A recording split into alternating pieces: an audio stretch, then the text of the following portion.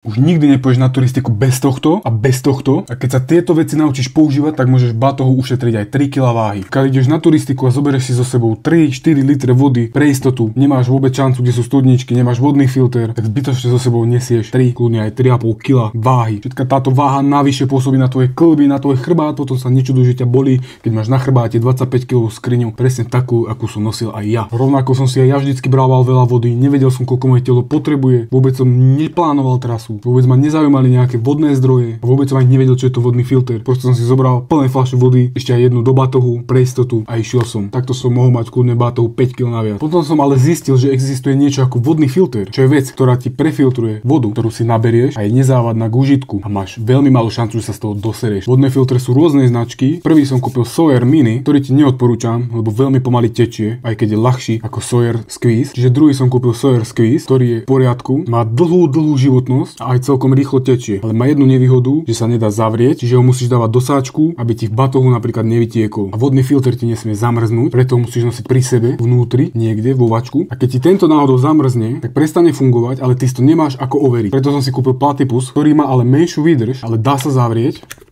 z jednej aj z druhej strany a keď si nie si istý, či funguje, tak to dokážeš pomocou jednej techniky overiť a ešte aj rýchlejšie tečie. Takže ak ti mám odporúčať nejaký filter, tak by som išiel do Platypusu. A keď sa naučíš podľa mapy CZ si plánovať trasu, pozrieš sa, kde sú studničky, kde sú vodné zdroje, koľko sú ďaleko od seba, naplánuješ si tú svoju túru, naplánuješ si ju tak, aby si sa pri každej alebo pri každej druhej studničke zastavil, nabral si vodu a prefiltroval ju, tak ti stačí, že budeš so sebou nosiť pol litra alebo liter vody a napríklad keď ideš stanovať, vidíš nejaký posledný vodný zdroj alebo predposledný, nie si náhodou posledným istý a predposledný istý, naberieš plno a ideš do kempu, ale neberieš tú vodu celý čas. Takémuto filtru je veľmi dobre si kúpiť nejakú nádobu, ktorá bude dedikovaná na špinavú vodu. Niektorí truhajkeri, ktorí majú nachodené tisícky kilometrov, používajú len svoje fľaše, majú jednu na špinavú, druhú na čistú. Ja ale používam takúto nádobu, ktorá má 2 litre, zároveň to slúži ako rezervoár vody, keby náhodou potrebujem viac. Má to skvelý tento otvor, pretože je obrovský.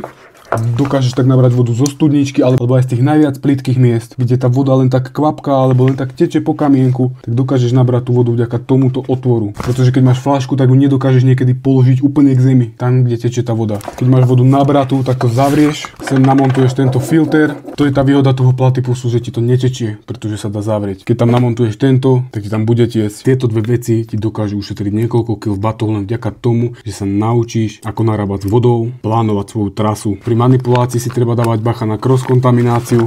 Budeš mať toto celé odvody, aby ti tá voda nestekala po tom filtri a ďalej do flašky, pretože potom ti ten filter na dve veci a zesereš sa aj tak. Takéto filtre treba raz za čas vyčistiť, keď prestanú tiec tak rýchlo ako tiekli. To sa robí tak, že z druhej strany pretlačíš vodu. Keď chceš dlhodobo uskladniť, tak ja používam na to chlór, prepláchneš to chlórom a máš vybavené. A ak sa ti toto video páčilo, tak nezabudni dať like, hoď mi nejaký komentár, aké by si chcel vidieť ďalšie a sleduj ma.